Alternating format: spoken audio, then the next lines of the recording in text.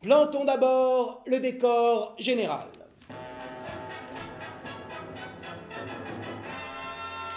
Il était une fois la République de France, un grand pays de lumière, où régnait Marianne en mère de la patrie.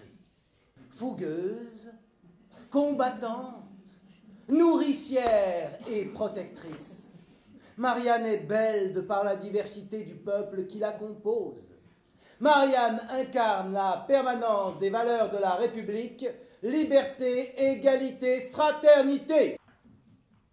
Chers concitoyens, chères concitoyennes, comme vous, j'ai envie de dire, non, comme vous, nous avons envie de dire, la suppléante et moi-même, non, ce n'est pas possible. Non, ce n'est pas possible de vivre dans une société qui laisse sur le bord de la route les plus démunis. Il y a en France plus de 10 millions de Français pauvres, concentrés dans des quartiers prioritaires ou dans des territoires fragilisés, comme on dit. C'est ça la France? Nous, on est le GRAPS. Ouais, le GRAPS. Groupe de recherche-action en psychologie sociale. Groupe de recherche-action en psychologie sociale. On fait une étude exploratoire. C'est loin où on va? Mets tes baskets. Il fait froid où on va? Mets un blouson.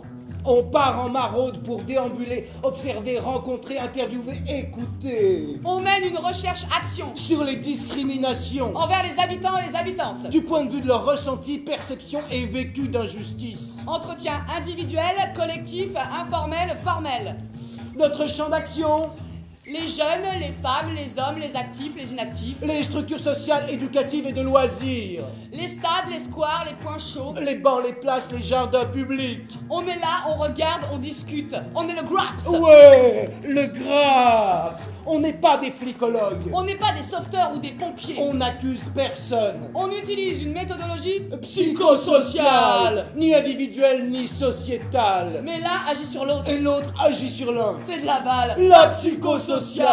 On est les as de la triangulation. On croise les regards, on alimente les regards. Sur un même objet d'étude, on lit, on analyse, on croise les théories. On est le GRAPS.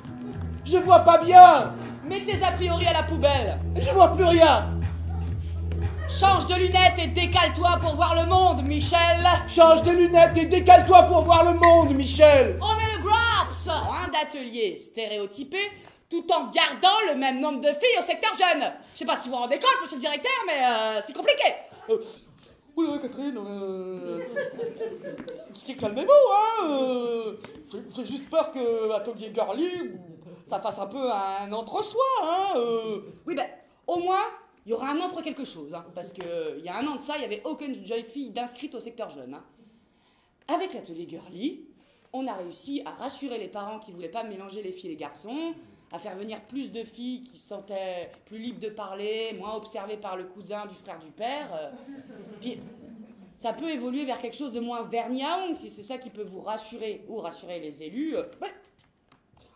Mais Catherine, c'est pas moi ou les élus qui préconisions la mixité. C'est un principe de la République. C'est le vivre ensemble. Oh putain. Oh. Ah c'est bon, j'ai pas dit la pute, j'ai dit putain. C'est pas la même chose. Ah, excusez-moi, mais vous voulez toujours nous obliger à parler comme vous voulez qu'on parle. Excusez-moi. Oh la conne. Oh la conne. Oh la grosse conne. Ah, la conne, c'est ma femme. Ouais, ma femme. Elle voulait aller faire des cours de cuisine au centre social. Ben, je lui ai dit non. Je lui ai dit, une cuisine, t'en as déjà une à la maison. Elle m'a embrouillé, elle voulait faire des cours de cuisine dehors.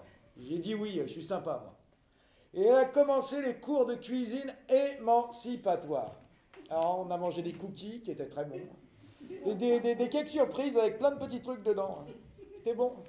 Mais alors, la proposition de la rentrée de faire un petit peu de self-défense pour être mieux en forme pour cuisiner, c'est pas bon. C'est pas bon du tout, c'est pas de la cuisine. Je me demande si c'est pas même un peu trop émancipatoire.